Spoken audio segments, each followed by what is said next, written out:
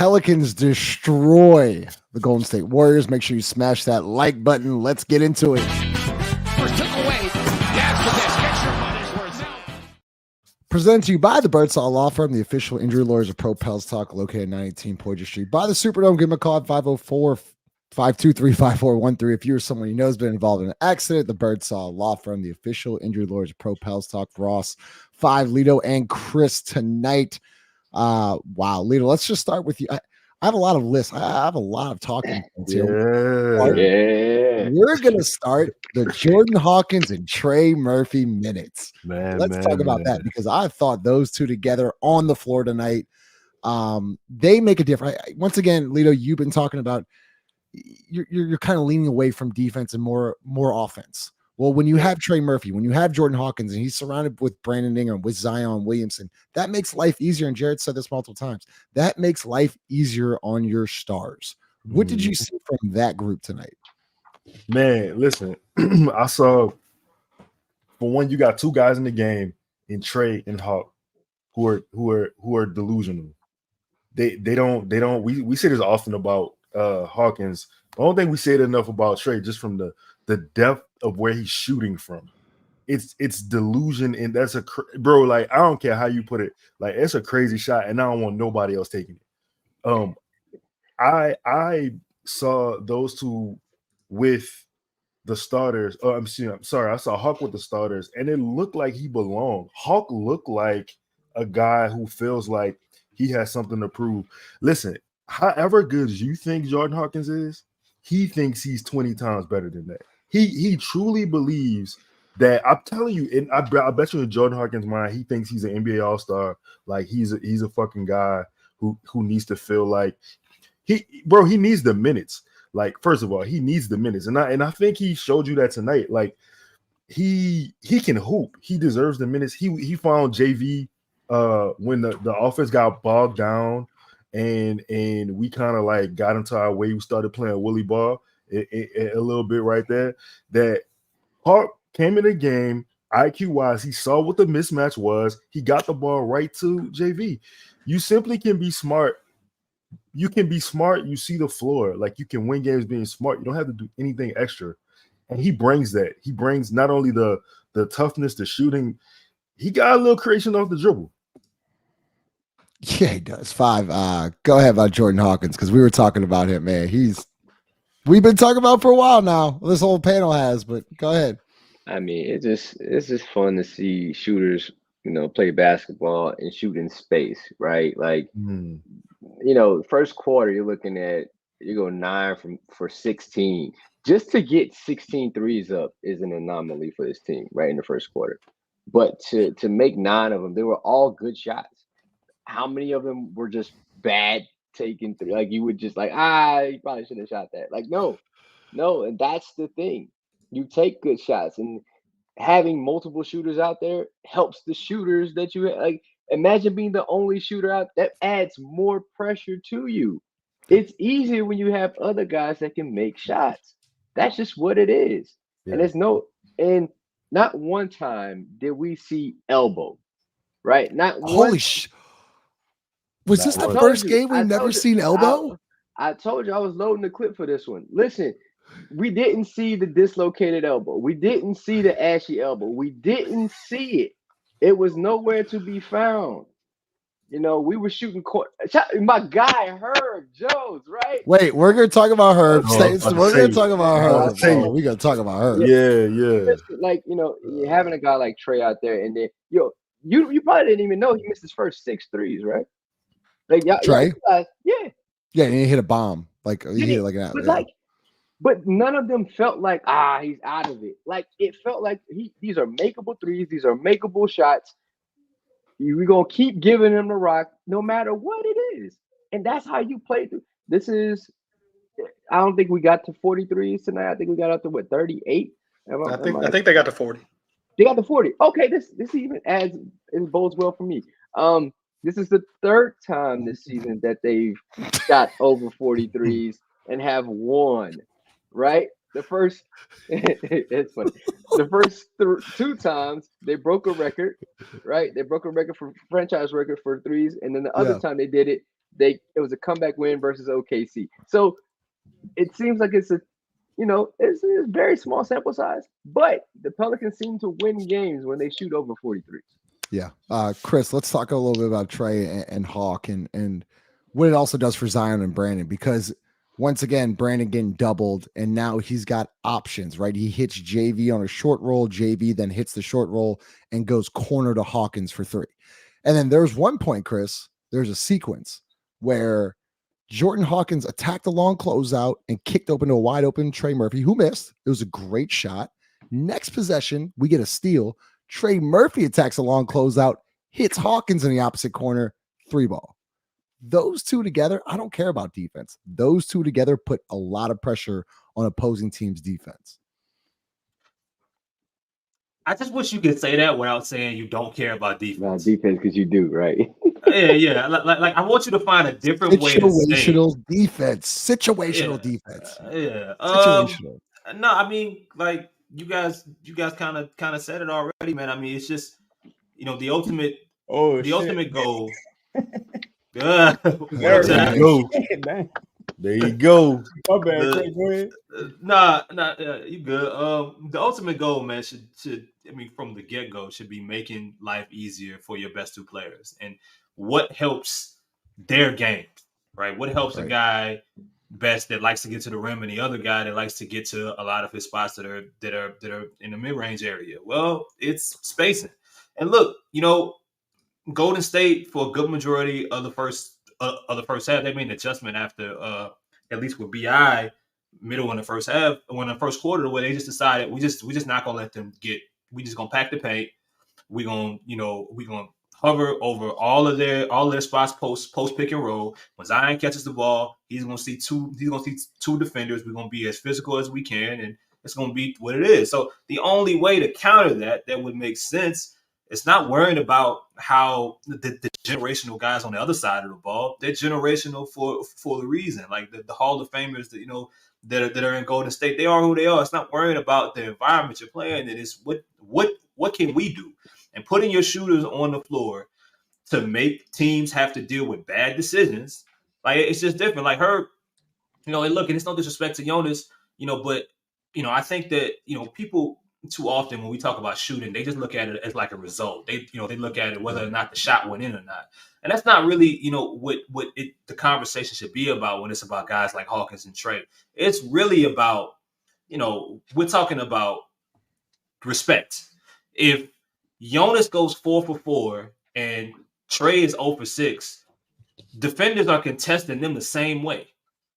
Trey may not have made a shot and Jonas may have made all of his, but they're going to contest it the same exact way because of the rep, because of the respect and the skill set that you have. And you need those kind of guys around Zion and Brandon, even if the defense isn't going to be flawless, because even your best defensive players are going to get cooked from time to time in this game and by some of the players you got to play night to night. Right. And look, guys, I see all y'all's comments. So I'm starring a bunch. So we'll get to a segment where I just get to all y'all's comments and we'll answer the questions. Once again, Chaz joined the show, but Ross, there was a moment, we're going to talk JV now. There was a moment there in the third quarter, and I was texting a bunch of like, that run was coming. The run was coming. You felt it. The Warriors run was coming. Curry was getting hot. Thompson was hitting threes. They were getting loose balls, all that stuff. And then Brandon Ingram picks up a 4th foul. What you laughing at, Bob? No, keep going. Okay. Brandon Ingram picks up his 4th foul. Zion, I think, is subbed out, and it was CJ and JV. And as Lito's been saying, and so is Chris for a long time, it's like a running game, right, Chris? It's like go to JV, play through him, and let him eat. And tonight, I think he might have scored 10 straight points. I thought he won the game by himself right then and there. Yeah, I was going to say those exact words. I mean, I think he did win the game, or at least he sealed the game right there in that 4 or 5 minute run in the third quarter. Look, we've seen this team at countless times, whether it be JV or someone else, not say, forget the game plan, forget whatever we thought we were going to do. This is the hot hand. This is the matchup. Go to it until it breaks. And we've seen them ignore that. Like time and time again, it didn't happen tonight. And I think that's what, look, NBA teams, especially teams like the Warriors, are going to make a run. And it's about how you respond to that run. And this was one of the very first times I can remember in years where we said, no, we're just going to keep punching you in the face until something changes. And that was the end of the game. That was it. It was a 4-minute stretch where he scored 10 straight points, and that was the end of the game. It was over. They quit. At that point, midway, late third quarter, they quit. The game was done. Lito, it's your time. Yeah, man. You know what I'm saying? As the president, CEO, player of the Jonas Valanciunas fan club, like I was certainly disappointed when he had the mismatch and he did not get the ball. CJ and Jonas went on an extended run with a pick and roll. Dog, the game is very simple. You don't have to do anything out of the ordinary. There's nothing that CJ and Jonas did in that stretch of basketball that made me go like, damn, how did they do that? It was very simple basketball. And CJ, he used the screen. He was able to find them. Dyson then ended up finding him. That was a great pass by Dyson and Jonas too. And also like I said, Hawkins. I feel like, listen, on CJ's podcast the other day, he had a quote when he was talking to Cassidy Hubbard. He said that JV's a 15 and 10 guy, and we don't even run plays for him. He said JV could easily be a 20-10 guy if given the opportunity to do so. And, you know, we talk about this all the time, the lack of who has plays run for them. Like, who has a play that gets run for them? But anyways, despite not having a play, JV still ended up having 21 and 9 tonight. And he was given very good protection at the rim. He has some, like when you in drop coverage against Steph, that's tough. Like, what is he supposed to do? Guards can't guard that. How do you want a larger human to guard that, right? But he did very well. And listen, before we get off the subject, I just want to say shout out to Larry Nance, man. Larry Nance was playing a hell of a game. Like, he was playing very good basketball, bro. He was causing chaos. He had deflections. He was all over the place. Yeah, he had a couple good blocks. Chaz, so once again with Zion tonight, he was kind of laboring a little bit through the first three quarters. I mean, not when I say laboring, let me rephrase that. I thought defensively there was a lot of energy from him tonight. There was a couple lapses there, but offensively couldn't really get going against Klay Thompson. They were digging it out a lot. They were doubling him. But there in the fourth quarter, he kind of just closed everything out. But what did you see from him tonight? Because you look at it, he finishes with 19 points, 7 assists, 5 rebounds. How did you feel about him tonight? I thought he had an opportunity to get a double-double. I think they left some money on the table there. I thought gotta get a couple more rebounds. Offensively, I thought he had a below average game. Offensively, now passing the ball, thought he did his thing. But I thought you saw some of those again, when shit start getting tense, the Pelicans kind of regress to what they know. Like the A makes it sound strange. You can use it, but they kind of regress to the post Zion shit. What's up, Lex? And the thing is just, man, again, you see the Zion. This game would have never been close, right? Until they put their prevent offense line up in. And then it's just like, all right, why, bro? Was like, the all defense in the second quarter? Was that defensive line was in the late second quarter? I think. Yeah, late second quarter. Well, mid to late second quarter. Mm-hmm. And I just don't think that does anyone any favors, man. But overall, I thought Zion had a below average offensive game for him. I thought he passed the ball great, closed it out. But for me, man, I'd be remiss if I don't say JV. MVP of the season. Him and he's played every game. Chaz has played in every single game this year. Yeah, him and CJ, man, they running the race. Herb being a close third, but them two guys, consummate professionals, man, showed up on the big stage. Well, Warriors kind of suck, but showed up on a national game, and especially JV took over the game, and you just want a little respect thrown this way. That's all you ask for. Yeah. A little respect thrown this way, but gotta sell high. all that said, you gotta sell high. 5.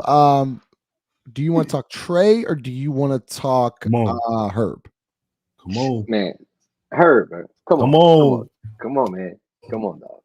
Like, when I tell y'all, he is the guy. If the ship ain't flowing, if this guy not driving, like it's not, to guard Steph is one thing, right? Like to guard Steph is and he did a really good job on Steph. Playing lock and trail on Steph is a very, very difficult thing. Yep. I mean, to chase down, the block, right? When you're guarding Clay off a lock and trail, you almost get back in defense. You got JV, I think that's Larry helping, and then you get the block on Trace Davis. Like, that is so difficult to do, bro. That is so difficult to do. And it's always Herb one. If you get him offensively, it's like everything else changes. He knocks down the first three of the game. First three of the game, boom. Yep. All right. Ross said it last night on the show, 5. Yeah. So what y'all gonna do now? If I'm knocking this down, what y'all gonna do? And I almost list the other players on the team because now they're not worried about Herb's confidence anymore. Because it's always about if Herb can knock down a three. No, like, okay, now just play. And some threes I may have not liked, but a confident Herb, I'd rather tell a guy pull back than he got to be more confident, right? He went 4 from 7 tonight. Man, then he got more rebounds. I mean, I don't even know. Can I ask you something real quick? Which 3 did you not like? Because I think we're going to say the same thing. Which 3 did you not like? I think it was the first 3 in the second half. In the third quarter, the right corner 3. I was like, it's like a bucket. I know you hit the first 3 of the game. But yeah. You didn't need that one. But it is what it is. I just think this guy is the reason this team is good. I think he's the most dependable guy on the team. Him and JV is what you're saying. Yeah. Chris, let's talk Herb. You had that crazy gif again.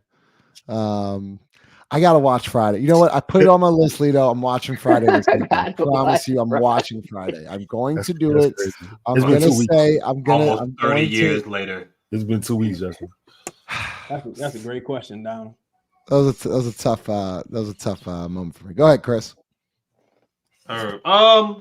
Man, spectacular, and I think he's there's a lot of different big games this season where I think he has been he's had his own panel in regards to highlights, and I can visually see like the impact he had in the Sacramento game, for example, the play-in game. I can remember how he started out the Lakers game. I can think of this game as well. And I think Chaz said it before, like nothing that Herb really does at this point surprises you. Right. And it's odd. It's odd that at this point we're almost taking some of the things that he does for granted. Even though as streaky of a shooter as he is, he's on pace to this being his best year if he can stay. Mm-hmm. He doesn't have to shoot 4 for 7 every night for us to get where we want him to be. Some of the conversations we were having in the beginning of the year, but yeah, I mean, and shout out to the staff, man. I would say improving their uses of him defensively. It's not just Herb. You go out there and guard Steph for the entire game, and that's it. No, they weren't. They were okay in switches where Brandon got stuck on Steph. The first few possessions, you saw CJ guarding Steph, chasing Steph around, like finding ways to alleviate some of his responsibilities to free up him being able to do, to have fresh legs for the offensive side of the basketball. So whether that's through something that he requested or the players decided or the staff came up with it, I think that that's a really big part. But I mean, I kind of feel with what Chaz was saying earlier. I wasn't nothing that while I was excited about the fact that he started 3 for 3 and he was having the game he was having. It didn't surprise me because he's the one that he gives the same like Jonas, he gives the same type of effort every single game. And like when it comes to being prepared and when it comes to knowing, being smart and knowing what to do, what not to do, 9 times out of 10, he gonna make the right play, dog. Yeah. What's going with Ross, man? Ross is getting crushed. Ross, you got a piano in the background. You're changing rooms on us every night. I don't. You got it. I didn't even notice because I'm keeping people on their toes over here. First off, I want to be real clear. I know most of us white folk do look alike, but Justin hasn't seen Friday. I in no part want to be lumped into that. This is a Justin / Jermaine issue, not a Ross issue. Just want to be real clear there. Well, in that case, appreciate that. Make sure you smash the like buttons, Ross. You want Herb? You want to talk about Trey? Which one you want? Well, let me catch Herb real quick and look, you guys already kind of, I think, alluded to the main points, but he does two things that are going to. Somebody said I'm gonna be outside next game. That's pretty funny. That's funny. That is when he makes that first three, it opens the floor up so much. I think Five and I texted back and forth. What he does is after he makes that first one, it's almost like he makes a conscious effort to keep the ball moving. And tonight, I felt like the ball movement was contagious because of what he started early in the game. That's just my opinion on his effect on the way we play offense. It really is contagious the way they share the ball in the first half. Trey, I thought, you saw some of the main things that he does. He shoots the ball really well. I think this is the best I've ever seen Trey pass. There were multiple times tonight where he pump faked guys, got people in the air, got people moving, and would take not 2 or 3 hard dribbles. He wouldn't dribble himself all the way into trouble. One dribble and kept the ball moving, and he got 3 or 4 guys wide open looks. I thought this was the best I've ever seen Trey pass, and for me, that shows a progression in his game that I don't think I saw last year. Yeah, and Chad said, "Oh, go ahead, Chris." Real quick, I think that's him understanding his gravity, and that and that is something that it's a skill that doesn't click for every player or every person. What is it? Year 3 now. For him, especially coming back off an injury, to understanding his gravity and how teams are playing him so quickly and elevating his game as a passer when nobody's talking about it, Ross. He's 4 assists, I think last game, 3 assists here, now 6 tonight. Oh, he had 6. A really good point. And Chris, 6? 5 said it. He started 0 for 6, and they're still every time he catches a pass with more than 2 steps, they are flying out there 100 miles an hour. And he started the game 0 for 6 and still picked up 6 assists tonight, still got people open looks for the majority of the game. That shows you his effect. Can I tell you what I thought got him going tonight? Chaz, I want to hear your thoughts on this. I don't know who missed the shot, but Trey Murphy just went in. Herb missed the 3. Trey Murphy goes in, just gets an offensive rebound, just puts it down. And I thought that kind of like, all right, like I'm back now. I can impact this game in other ways. Chaz, when Trey's hitting threes, he's attacking offensive rebounds, and he's kind of has an in between game. Someone said like Rob says he had like a good Euro finish tonight. Not like Herb Jones, but he had a nice little Euro step. What did you see from him tonight? Like when he doesn't shoot the 3 though, he can impact the game in other ways. Shout out to Herb, but you said that like you talking about Serena's fucking backhand. Like, I mean, hold he on, had Chad. backhand. That's kind of inside. I'm making fun of Chris who said that. I said Herb Jones is the best Euro step in the world. But go ahead. I said he's a good Euro step. I do think he got a fire Euro though. But I thought Trey played a complete game tonight. There was one play in particular that really stood out to me. Zion had a really solid box out. He boxed out 2 guys with his back to the rim. And him and Trey went for rebound at the same time, but Herb was like really went up and aggressively got it. I was like, that's what I need to see because I always see Herb. I'm sorry, I'm talking about Trey. I always see Trey as that future closing 5. I think Trey closing at the 5 would be incredible, but that's all dependent upon his rebounding prowess. I thought Trey played well altogether. I really enjoyed. I thought sometimes he might have been a little hesitant. I thought him and Hawkins had a couple. I'm like, nah, shoot that shit because y'all don't know when y'all get another chance. you better shoot that shit. But I really like how they played collectively tonight. But Trey really did his thing, put the ball on the ground, created some opportunities. The 2-man game with Zion is everything we know it is. It's everything we know it is. It's kind of frustrating because you're like, what the fuck? But it's him and Hawkins on the floor at the same time. That's a sight to behold. That is a sight to behold. It brought me back to now. Trey didn't play in this game, but it brought me back to old Matty Ice, Matty Ice and Hawkins. Chaz, they outscored that lineup, so they staggered Brandon and Zion's minutes. Brandon got 2 minutes with them, and Zion closed out with 2 minutes. They outscored the Warriors, I believe, 14-6 in that 4-minute stretch. 4-minute stretch, and like that's what I'm saying. Like, the offense is like your defense. Like, it puts that me if I were just talking about that like when you have offense like that, that puts pressure now on the opposing team's offense to go get a bucket because you got to go bucket for bucket. And that's tough. I mean, think about this. They ran the ghost screen, right, where Trey comes from one side of the court to the other, and there was a screen for Larry screens for him. He gets a wide open 3 because he ran across Zion's face. Boom, he knocks down the 3. What I loved is they ran the exact same play the next trip down. But what happened this time when Trey ran, 2 went with Trey, and Zion had a wide open lane.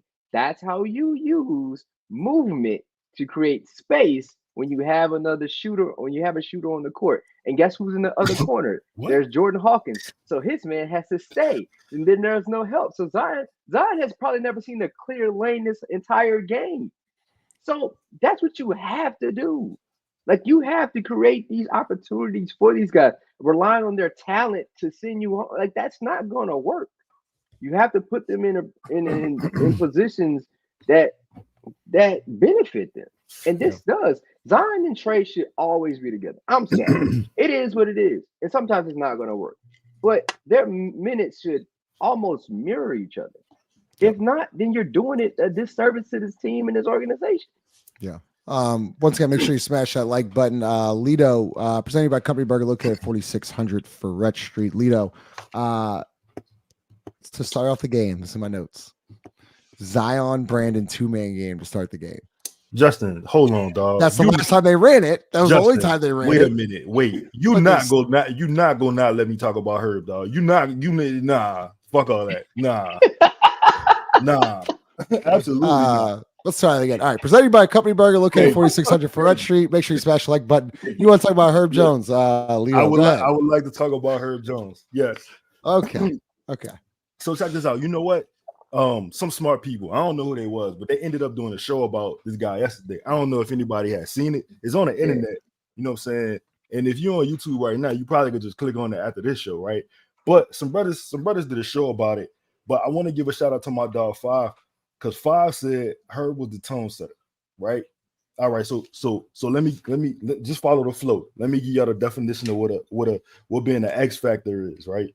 First play of the game, Herb Jones steal, followed by a Herb Jones 3.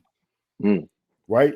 After that, it was like everybody settled in. They looked around like, oh, all right, we cool. We good now. You know what I'm saying? Like, you know, you put it. Yeah, nah, we good now. All right, so look. After that, right, you get a CJ 3. You know what happened after that? A JV 3. Then another JV 3. Picture this. You got a Herb block followed by a Herb 3. Herb was 3 for 4 in the fourth quarter. The 3 ball tonight was a part of the Pels DNA as a basketball team, and it really all began with Herb setting the tone. And check this out: even when Herb missed the 3, he created an opportunity for Trey to have a highlight. Herb was all world.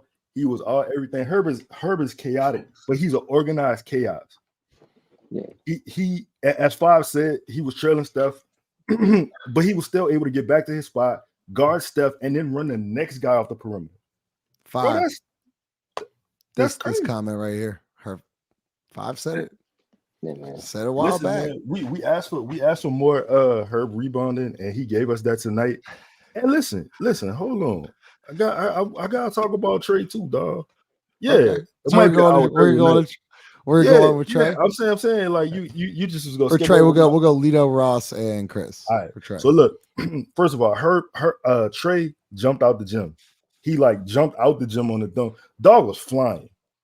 He had an excellent Euro. Shout out to Jermaine. Not as good as Herb's, right? But it was excellent. He was driving to the rim. He found Hawk for a 3. Trey was shooting the ball from Oakland. Like he was like he might have been in Sacramento still like shooting the ball. Trey is realizing how to use his ability to shoot as a weapon even when he's not shooting. He's giving the lane out of fear for his jumper, and he's taking that. His name was Denver, but go ahead. He's taking that. I didn't even see what happened, but go ahead. I see what you're talking about. He's taking advantage. He's taking advantage of his shot even when he's not shooting it. So he in this particular space he's being able to create a shot for himself and or others. It was back-to-back possessions tonight where Hawkins found Trey turned around and found Hawkins. And it was like it was a beautiful symphony of like just we tweeted the same thing. Each other. Yeah, we did. And it's like, oh, and listen, the part about Hawkins is look, the variation in his game and his shot profile is crazy. You got spot up threes, right? You got motion threes, you got off the dribble threes, you can pump fake and then shoot threes. Like, bro, play the man. Yeah. Ross, go ahead. I'm done, Justin. Yeah, I'm gonna go off script because we said a lot about Trey and Herb and everything else. Like there's just a big picture thing that I feel like I want to bring up, and it's the fact that the Pelicans / Hornets have let us down on national TV countless times. We just made, they're not still, they're past their prime. The dynasty's over. We just made a dynasty quit. And on national TV, after losing by 40 to the Lakers, that ain't that long ago, maybe a month ago, to bounce back like this and to have a performance like this on national TV, that goes a long way for me. That shows some growth. That shows a team that showed up ready. Like we all agreed they didn't show up ready to play the Lakers, and they got punished. And I felt like tonight, from basically whistle to whistle, we took it to the Warriors, and that's just not something that the rest of the world has gotten to see this team do yet. And so for me, that's like the biggest takeaway more than anything else that happened tonight is the fact that you just showed up against a team that needs a win, needs a win, and pounded them by 40. Not 15, not 12, 40 on national TV for the whole world to see. Like that's getting your dignity back a little bit. Chris, that's 7 road wins in a row for the Pelicans. Yeah, I mean, my focus is really on the last 3. The Sacramento game blowout. Minnesota, Sacramento, Golden State. Yeah, the Minnesota game on the second night of a back-to-back. I don't remember if it was a blowout or not, but they controlled the game pretty much from start to finish. And now this one, in a place where you haven't won recently, you haven't really, been able to overcome Steph or Clay, really, no matter who's out there. Draymond, no Dray, Chris, a whole bunch of different players. It really hasn't mattered when those guys play, even when they don't play. Like last season, for example, blown leads, like the list goes on and on. And I think what was most interesting, you guys, we talked a lot about the threes that were taken. They took 26 in the first half, and that was dope, right? But the Warriors are down 12. I think they get it as close to 10 in the third quarter. And we've seen this team before and say, all right, well, we got to keep the pace. You shot 50% in the first half. You shot 26 3. Like the odds of you continuing that pace of Herb hitting 3 threes and Jonas hitting two more threes, and like the guys that were contributing from 3 there, Larry hit another 3, so on and so forth. The odds of that continuing. That was a big 3 too, Chris. Slim. But what they did was they got back to what they do best, and they played like, all right, we got our threes up. We'll still get to 40.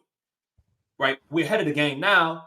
Let's switch things up, and let's close this game by going to our running game, by going to Jonas, by going into the paint and taking advantage of who Golden State is versus trying to play their game, play their pace on a roll in a hostile environment. That was impressive to me because I can think of many games over time, and the reason that they lose leads sometimes by trying to play a style that maybe worked for a period, or trying to play a style that worked in one half or one quarter, or trying to play what the other team is doing versus sticking to their strength at some point, even if something is working. They pivoted at the right time, even in some other lineups, and that was when they really put the game away.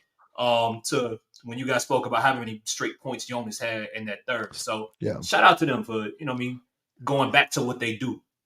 Yeah, well said. So look, we're going to see y'all's comments. Chaz, we'll start off with you first. I think it's an interesting comment because Jose, if I'm clear, he dressed out tonight. He was available. Is that correct? I think so. Yeah. What are your thoughts on this Hawk Jose situation? I think it's an interesting talking point. I think it probably had more to do with Jose recovering from whatever, sickness or illness he had going on. You see, like, even a couple of guys, like, it take a little while. If he had the flu or something, the flu was really bad this year. So it really wouldn't have made sense to just run him out there, especially in an environment like this. This was a very physical game. Physical game. And he would have undoubtedly been the smallest player on the court tonight. I really think, like, Hawkins came in, hit his first shot, came in just ready with that confidence. Moving forward, I've been a big proponent of, you sell high with a couple of guys, Jose being one of them. And I just think, shout out to Chung, the little rest of the season. But I think, man, don't you think Hawkins is taking advantage of these minutes then? Like, this is what I'm talking about. Like, so, Jose might have been feeling right tonight, but the last 2 games, Hawkins has been good. He definitely took advantage. He took advantage on the boards. He took advantage. I didn't think he was terrible defensively. I thought offensively he really did his thing. It's just about consistency. And the consistency doesn't necessarily come from him. You have to be on the floor to even show that consistency. I need to see him consistently getting minutes, consistently put in lineups where, that makes sense. It makes sense, conducive to him and the team being successful. But a direct answer is hell yeah. Yes, absolutely. Yeah. Well said, Chaz. First off, I gotta shout out my guy Elliot Clough, man. I don't know if y'all Elliot was way back, and then, man, you were when you used to cover the Pels, then went to Iowa. So, man, shout out to you. Good to see you in the stream tonight. 5. What's that? Nah, I didn't. Okay, cool. 5. Interesting comment here from Clint, because I agree. I didn't realize coming out of Connecticut, and I watched a lot of him, I didn't realize that he could put the ball on the floor and be productive, if that makes sense. Like, he's finishing at the rim, on contested layups. He's pulling up. You've seen multiple handoffs where he's, 17-foot pull up, bang, and then pause. And then, spreading it out. What have you, jeez. That was really But it's lately obviously in front of it. But lately I've seen pump fake attack. What are you seeing from him? That's why I think the progression for Jordan Hawkins he needs to have a better handle, because you can see flashes of this. I guess I saw it early on, but even from at UConn, they had him running off screens, but you have to be able to get to the rack, right? Nobody's just allowing you just to catch and run. No, I think there's a little handle there, but using his movement allows him to be a good shot creator, right? His speed allows him to be a good shot creator. I mean, of course you have to shoot, but get downhill. I think he has that athleticism to use left and right hand. He was able to finish one. I think it's almost by luck, right? You saw this one? Yeah, that's the one. Yeah. So there's that, but I think he has the ability, and I don't know. Well, I don't know, let's say per se coaching staff or P&D guys, I don't know what they see for him, right? Like, how do they view Jordan Hawkins year 2 and year 3? That'll be the question that needs to be answered, because in my opinion, he should be mimicking, and again, this is just my opinion, he should be mimicking number 30 for the Warriors. If anything, you need to be mimicking those movements, because a 70% Stephen Curry, I would love to have on my team. Yeah, I mean, in 5, you caught that great video of him just watching Steph Curry when the Warriors came to the Smoothie King Center. Hawkins watched his whole pregame routine. And I thought that was an awesome video that you captured. Lito, let's go with let's go right here. What's Willie's grade tonight?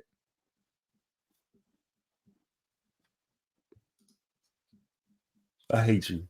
I'm gonna give him a solid C. Solid C. Yeah. That's surprising. He Why? tried to give it away. He tried to play Willie ball. He was at one point we was up 25, and then he was just kind of like, fuck the offense that got us to this point. It was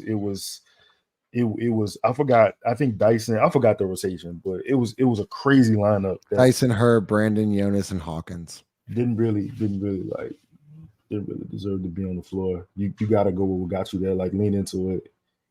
Pause. And then he tried to give it away. Like, he rebounded. And well, you know what? Hold up. No, I'm sticking with my C. I'm sticking with my C because as I'm thinking about it, right? So the rotation was wild, and then like you went away from the actions and the movements that got you there too. And then it took CJ to kind of commandeer the game with a pick and roll, and then it took Hawk and Dyson to keep playing through JV. Like, there was no mandate from the coach. So man, I'm sticking with my C, man. Okay. I mean, stick with your C. Like, I don't like. If you want to stick with your C, stick with your C. Let's go with Ross. We'll go right here, Irvin. If Denver and Clippers are the competition to get to the finals, what do we actually need? I mean, the same thing I think we've been needing. Like, we need. Well, a lot tonight. I heard Doris Burke say they need an athletic big, and then JV's doing what he's doing. And I'm just like, yeah, and I heard her say that. And I don't remember what she said about. I think she said, they need a defensive center, and you can only rely on Larry so much because if the more minutes he plays, he may end up getting hurt. I actually agreed with what she said, and I mean it's the stuff we've been talking about. Like I think this team could use a true deterrent at the rim for like various parts of the game. Not saying somebody to start and play 40 minutes, not saying somebody to go in and take somebody else's minutes, but I mean, just looking at history, right? Like, Larry hasn't been that durable since he's been here. Is he playing great right now? Yeah, he is. I think Larry's played better than I've ever seen him play, basically, these last 2 weeks. But even that, Larry's not a deterrent at the rim the way some other guys are. So, I mean, I agree with what she said. I mean, if I had one thing, I think we need a true rim protector. Yeah. From Mello here, yeah. So Matt Ryan's starting to work out more, but I don't think he's very close. He's not shooting with his right hand. He's just doing layups and conditioning. Justin, why are you doing this? Yeah, Justin, good and damn well that's a condescending ass question. And you started. Please bring up Matt Ryan. I don't understand. I don't understand the hate. Man, do you? You're right. You're right. Do you? You're right. Whatever, Chris. It don't matter because he's never playing again. Well, Chris and Chaz. Chris, 39 assists to 11 turnovers tonight. 39 assists to 11 turnovers. I mean, they moved the ball. They moved the ball with purpose. And not only, I mean, kind of from the start. And it seems like they're at least trying to build a consistency with, I guess, sacrifice. You're watching. I don't know how many games I've seen as of late where neither Brandon Zion or CJ scored 20 points, right? Jonas was the only one. You scored 141 tonight, and the only person to finish at 20 was Jonas at 21. So that tells you alone that they're moving the ball, and dudes are not just out there trying to get theirs, right? And if they are, they're not showing it consistently or until the end of the game. So, but sharing the basketball, and that, I mean, one thing I will say about ball movement is that it brings energy, I think, defensively as well. Even if I don't get the ball, that results in me shooting it, it matters that I'm involved. It matters that I have an opportunity to do something with it, whether that's an assist, a hockey assist, or I'm rotating. It just, it means something versus me watching someone dribble into each other or us running in action for 2001 Kobe Bryant at the elbow. That isn't, I mean, so I think that matters, and that's leading to what some of the things that they're doing defensively. But yeah, I mean, they've been doing a little. It's like either Zion, Brandon, and CJ all scored 20. It feels like over the past 2 weeks, or none of them scored 20. They're still getting wins. Still getting wins. Yeah. We'll go about another 10, 15 minutes. Once again, presented to you by the Birdsall Law Firm. We'll go Chaz, and then we'll go to 5. Chaz, what about CJ McCollum tonight and over this last stretch? Ever since coming back from injury, he's been absolutely fantastic. Once again, averaging a career high in he's averaging a career high in 3-point attempts and 3-point percentage, I believe. Yes. At 8, and he's shooting 45. He was shooting 45% coming in tonight. What have you seen from him? Just an intelligent player. Tonight during that Golden State run, I saw him. He didn't get the whistle, but he tried to initiate contact to get to the rim and slow it down. Something that a vet would do. Just doing what he's paid to do right now. Knocking down big shots. I thought he had a stretch as well where he was facilitating great. Had a couple really nice feeds to JV underneath the rim. You might have missed it. Urban Select, boy, you got a heck of a name, brother. That's a Baptist preacher name. So we're gonna pass the plate. But I thought he, for me, I feel like he's one of the MVPs of this team. I feel like he didn't get hurt earlier this season with that rib injury. Bro would have been right there for at least an all-star reserve. I feel like he came out the gates playing that well, Paul. But what I wanted to say, but CJ the man. CJ the man. To me, this was a CJ and JV game all the way. I even thought Dyson contributed well. Sell high, you gotta sell high. I thought Dyson contributed. Yeah, we'll talk. Yeah, we'll talk a little bit. Time out. I don't know who the fuck put that comment up here. Desmond, show your fucking headline. Yeah, Lito brought that up. I'm sure I wanted on the record show that Lito brought that comment up. I was like, I didn't say it on record. Lito ain't got here. Lito ain't got here. That's probably Lito's comments. This is an unnecessary comment right here. I don't even know what German food is, but I don't think I've had it. But why? This gets you upset. I just don't understand why people why this Ross, upsets you just it does. Oh, man, he's a good basketball player. He's a good basketball player. Like fucking 2011 Clay. Before he got hurt. I know. And we got Ross say he get DNPs. It's crazy. It's really crazy. 5. What are your thoughts on this? From Anonymous, I still think Miles Turner is a spacing rim protecting 4th option we're looking for. Y'all know my answer. I don't know why I keep asking me questions about the roster. Y'all know my answer. It doesn't fucking matter. God dang it. I'm not supposed to curse. It doesn't matter. It doesn't matter. No matter what we say. I mean, we're begging for Trey Murphy to get plays called for him. We're begging for Jonas and CJ to have a 2-man game. You think this is appreciate your ex? You think this is the first time that we've seen CJ and Jonas? Mind you, first game of the season, CJ and Jonas pick and roll almost saved it then. So this isn't like an uncommon thing. It just happens very uncommonly. Like that's the problem. There's no consistency with this team. So no matter who the Pelicans choose to get or not get, it doesn't matter because they won't be placed in the positions that they need to be placed in. That's my opinion. Stop asking me about trades because I don't give a damn. Hey, 5. You could when you talk next time, you can hold your hands like Keith Lee. I ain't never realized how much y'all look alike, son. That's crazy. That's fucking. I also want to bring something up, man. Hold on, I got my holy Bible here. This is where I write all my notes down before I do these 55 seconds. To be honest with you, bro, I was right. I don't really say I'm right a lot, but I was fucking right. Number one, they had to move the basketball. They had 39 assists. right? Yep. Number 2, they had to defend the 3-point line. The Warriors went 12 for 19. They had to score in the paint. Jonas had 20 points.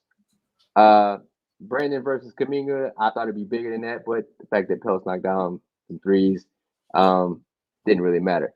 They had to guard Steph. Steph had 15 points tonight. Shout out to Herb Jones. Damn. So 15 points. I don't think like this is always what I wanted to say. We're not talking out our ass when we talk to the masses. I think it's well documented and well informed, these opinions that we have about this basketball team. It may seem emotional to you. It's really not.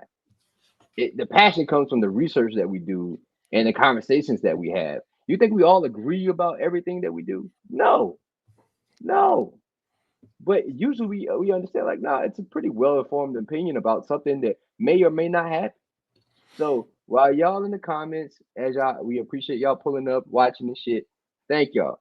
But also, you got to understand, maybe we do know what the fuck we're talking about. Yeah. And yo, speaking of which, I think Andrew specifically, I think you're a low-class, low-brow piece of shit. So for you specifically, and I feel that way about a great deal of y'all. But that being said, to answer that question, because I thought that was a good question I really think you could get away, man, with a low usage, situational backup big who just comes in, gives you 10, 15 minutes of spot defense at the 5. But I really think if you look at it again tonight, is that not like Cody Zeller? Like, I feel like that's just Cody Zeller. Look, I see why you gave 99-cent sports in the 2. Yo, hold up, Chaz. Wait, just with education having ass. Chaz, with Cody Zeller though, you can play him. Yeah, you can just play him. Play him what? Play him what? Justin? No. You're saying low usage, 10-15 minutes. Cody Zeller's literally but he's not even like necessarily a rim deterrent. You need like a athletic big who can get in the drop defense, who could be a real rim deterrent. For me personally, I still think you need a backup point guard. Still, because you saw moments tonight when things were kind of like, the fuck is going on here? Need somebody who can settle things down. And I still think I don't think you trade. If the Jazz, I'm gonna say it, if the Jazz wanted to win, they could win. like the motherfuckers. Did they beat Denver tonight? Nah, they up 20 going into the fourth. Like if they wanted to win, they could win. You know what I'm saying? That's the thing. Lito, we'll go about 5-10 more minutes. Lito, what are some of y'all's thoughts about other teams across the league? Anything that's taking y'all by surprise or piqued your interest? Taking me by surprise? Man, so listen, I was listening to the Old Man in the 3 with Tim Legler, and I swear to God, I think Tim Legler changed my mind about the Miami Heat, and their aspirations of how far they could go. Because I mean, coming into the season, you look at Milwaukee and who they traded for, like you automatically assume that would be a team, and then you see the Celtics and Porzingis, adding them, losing Marcus Smart, but getting Drew. But I think Tim Legler won me over with his Miami Heat take, dog. Like I really feel like they could go. What? I mean, Bam. Go ahead. Yeah, his notion is Bam, right? Like Bam is a big piece of that. Like his ascension is the ability to switch. Like if Bam played for the Pelicans, bro, like we wouldn't even be having these conversations. Yep. Like we wouldn't even be having conversations about like this team would be a perennial powerhouse. It could be like Zion and Bam, for like his ability to switch and knock down a consistent 15-foot, just that in general, and step out a little bit. It's ridiculous. I mean, Miami has this quite ability to take a guy off the street and pump him up, and then he goes somewhere else and he falls off a cliff. Like, but yet, like when he plays for them, he's here. Like I think that's why Spo got 120 million. Like that's the reason, because he can develop guys, and like we talk about return on investment. Like he gets it. He understands. Can I cut you off for a second? Yeah. Would you, because I don't think he's talked about enough. Would you say he's a top 5, like one of the greatest coaches of all time? If you think about his track record, his finals appearances, his win-loss record, his development, his like what he wins with, would you say he's a top 5 of all time? What sold me was the 2 trips to the finals without Bron or D Wade. That's Yeah. what sold me. The bubble, and then last year, Like, right? well, the bubble, you could. Most people would be like, "Oh, it's a fluke," right? And you kind of discredited it a little bit, but that's why when he goes back again with essentially the same roster, like, oh, okay, yeah, game over. Like he's that guy. He's that good. I think he's in that conversation when and if Tyloo wins another one, he'll be I think Tyloo's better than Doc now. That's just my opinion. Oh yeah, I agree with you. I think that. So, I mean, we could have a conversation about coaches eventually, but yeah, he's up there. Hey Justin, look, to add on to the Miami point, right? They lost tonight. They were playing the Thunder, but if you look at the roster, every one of their starters were in double figures. Every one of their starters had 5 assists minus. I'm sorry. Every one of their starters had 5 rebounds minus Bam, who had 11, and every one of their starters was involved in passing the ball. Bro, what's dude name? Haywood Highsmith. Who the fuck is that? Yeah, Hayward, another guy they developed. I think it was a second rounder, if I'm not mistaken. Super athletic, hit big shots last year in the playoffs. Like, like they just know how to.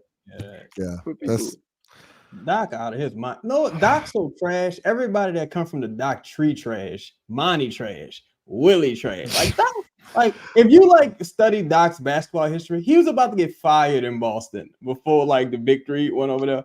Doc's fucking garbage. Doc's, he's probably one of the most overrated coaches of all time. Terrible. So we appreciate y'all pulling up tonight, man. We'll be back Friday. One thing, Biombo, that's a good idea. Oh, you've been calling about Biombo for a while, Chad. Good idea. The only thing is you don't have a guard to put with. That's the thing. Appreciate y'all pulling up, man. Appreciate all y'all's comments. Let's hear from DraftKings Sportsbook. The NBA season is in full swing, and when I can't get enough of the action on the court, I spice things up betting on DraftKings Sportsbook, an official partner of the NBA. Right now, new customers bet $5 and get $200 instantly in bonus bets. Download the DraftKings Sportsbook app with code BOOT. New customers can bet just $5 on the NBA and get $200 instantly in bonus bets. Only on DraftKings Sportsbook with code BOOT. The crown is yours. Gambling problem? Call 1-800-GAMBLER. Must be 21 or older in most eligible states, but age varies by jurisdiction. See DraftKings.com/sportsbook for details and state-specific responsible gambling resources. Eligibility and deposit restrictions apply. Bonus bets expired 168 hours after issuance. Terms at sportsbook.draftkings.com/basketball terms. Appreciate y'all. Lito, get us out of here. Hey, listen, at the 2-minute mark, I wanted Willie to put all the starters back in so we could score 200 points on their floor. And then I wanted him to walk across the floor right past Steve Kerr, not even dap him off. And I wish he would have apologized. We don't do that mistake. We out.